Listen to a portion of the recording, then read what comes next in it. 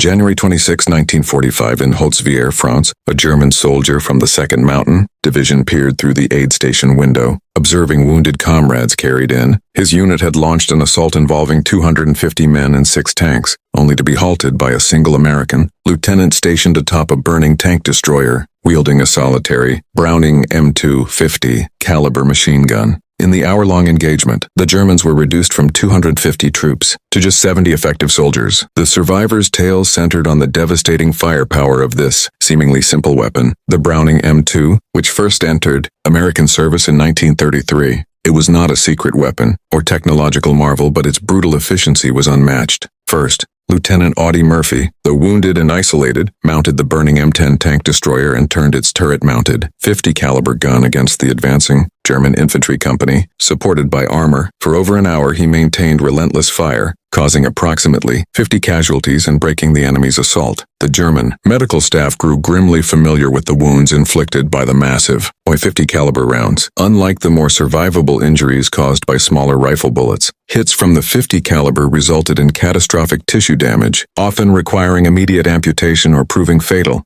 Many wounded never reached medical aid, and those who did were often beyond help. Beyond the physical devastation, the German troops suffered severe psychological effects. Constant exposure to the terrifying 50 caliber fire caused combat exhaustion, breakdowns in unit cohesion, and profound stress even among those unscathed physically. The fear of an unavoidable fatal burst created a pervasive sense of helplessness. This harrowing incident was just one of many, where American heavy machine guns forced a reconsideration of battlefield dynamics for German forces. What started as skepticism towards the weapon soon turned to deep dread, shaped by repeated exposure in varied theaters of war. The next chapter explores how the 50 caliber's pervasive impact extended beyond the ground war, shaping the air battle over Germany and forever altering combat doctrines. Would you like me to emphasize more personal accounts or detailed tactical analysis in the next segment? The airborne shield and the doctrine of firepower. The story of the Browning M2's influence stretched beyond a single ground clash. In the air over Germany, the weapon's shadow loomed as a relentless force that reshaped air-powered doctrine and defensive strategies. The Army Air Forces had already recognized the potential of the heavy machine gun as more than a ground support tool. They understood its capacity to create a protective envelope around the bomber stream, forcing a reconsideration of both escort tactics and aerial interdiction. Historically, the shift began with the realization that the American air offensive could no longer rely solely on speed, altitude, and armor to outrun danger. The M2's 0.50 caliber rounds possessed the kinetic energy to threaten light armor and aircraft components at substantial distances, providing a formidable counter to enemy fighters attempting to close in on bombers or to strafe exposed airfields and supply depots. The machine gun's reliability across a broad range of temperatures and mechanical conditions added a psychological edge. Pilots understood that the airplane's defense did not depend on fragile systems that might jam or fail under stress. Instead, the gun offered a predictable, overwhelming volumetric fire that could be depended upon even in harsh, exposed conditions. Within the bomber formations, the M2 mounted in turrets and on wing positions created an integrated, overlapping field of fire. Each B-17 and B-24 carried multiple M2s, while aircrew members often added extra barrels and ammunitions to extend the weapon's presence in combat. The cumulative effect of hundreds of rounds per minute from many positions produced a protective wall of lead that pressed the enemy back, forcing them to maneuver away from the bomber streams or suffer severe losses. This defensive philosophy, cover every angle, saturate the space with fire, and rely on volume rather than precision, became a hallmark of American air strategy.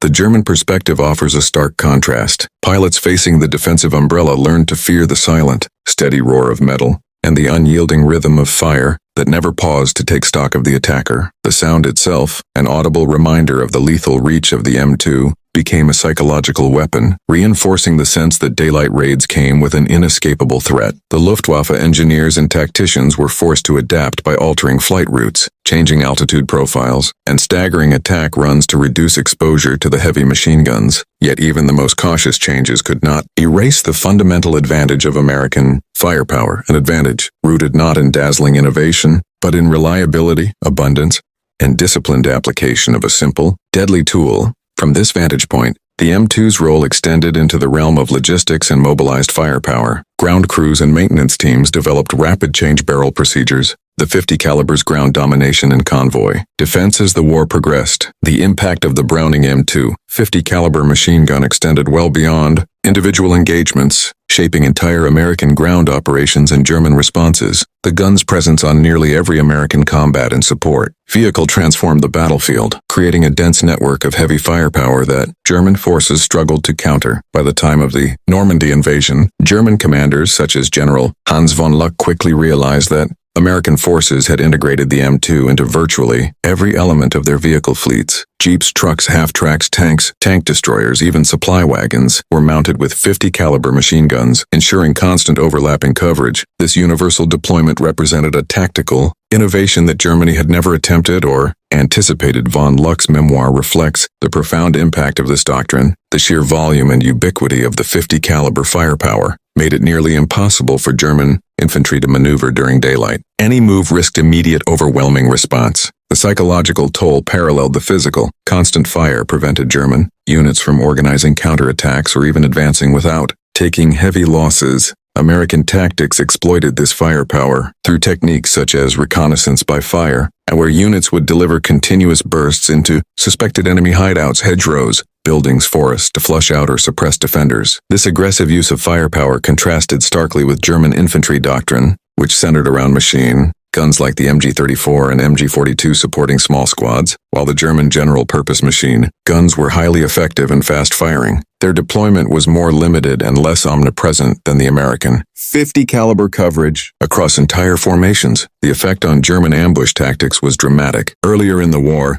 German ambush doctrine involved striking supply convoys by isolating and destroying vehicles to create roadblocks. Yet when facing American convoys supported by distributed 50 caliber guns, these attacks consistently backfired. Vehicles equipped with 50 calibers would immediately return fire, while others maneuvered to flank ambushers, subjecting attackers to intersecting fields of devastating machine gun fire. German reports and interrogations revealed that ambush formations often suffered higher casualties than their targets. The alternating fire pattern American convoys employed vehicles on opposite sides of roads, firing to cover both flanks, created a lethal crossfire zone. For German infantry, this meant that no side offered safe approach. The psychological impact was such that soldiers frequently avoided exposure altogether, preferring to remain pinned down during daylight. Beyond the tactical realm, this constant fire burned into the enemy's awareness the vast American advantage in materiel and logistics. The relentless volume of 50 caliber fire was both an operational advantage and a tangible symbol of the United States' industrial capacity. German forces saw tracers light up battlefields at night, not merely as gunfire but as visible evidence of an ammunition and supply machine that they could not hope to match. From the frontline engagements to convoy defenses, the 50 caliber machine gun shaped the rhythm of ground combat, pressuring German forces into defensive postures and illustrating a new era where firepower and supply networks dictated success. The Flying Fortress and the thunder of aerial firepower, the Browning M2 50 caliber machine gun's dominance was not confined to the ground. High above the battlefields of Europe, its presence roared through the skies aboard the legendary B-17 Flying Fortress and the formidable P-47 Thunderbolt. These aircraft turned the weapon into a devastating instrument of both defense and offense, redefining air combat during World War II. September 6, 1943. During the first major daylight bombing raid on Stuttgart, Germany, Luftwaffe pilots encountered a deadly new reality. Hundreds of B-17 bombers, each equipped with 13 50 caliber machine guns, formed tightly knit formations with overlapping fields of fire. Against the skilled German fighter pilots flying Focke-Wulf 190s armed with cannons and 13mm machine guns, these formations created a lethal defensive wall. The sheer volume of firepower was staggering. A formation of 36 bombers carried 468 heavy machine guns, firing a combined total of more than 6,000 rounds per minute. The guns' projectiles battered wings, canopies, engines, and pilots alike. Despite the pilots' expertise and advanced aircraft, German fighters found their attacks blunted again and again, often forced to break off and retreat with damaged planes, trailing smoke or hydraulic fluid. What made the American air defense so effective was not technological innovation in the weapon itself, but tactical doctrine, emphasizing relentless, overlapping fire from every angle. Fighters attacking from the front faced nose and top turret guns, from behind tail and ball turret fire, and from the sides waist guns. The sky around the formation became a near impenetrable field of deadly lead. For German aviators, the experience evolved rapidly from initial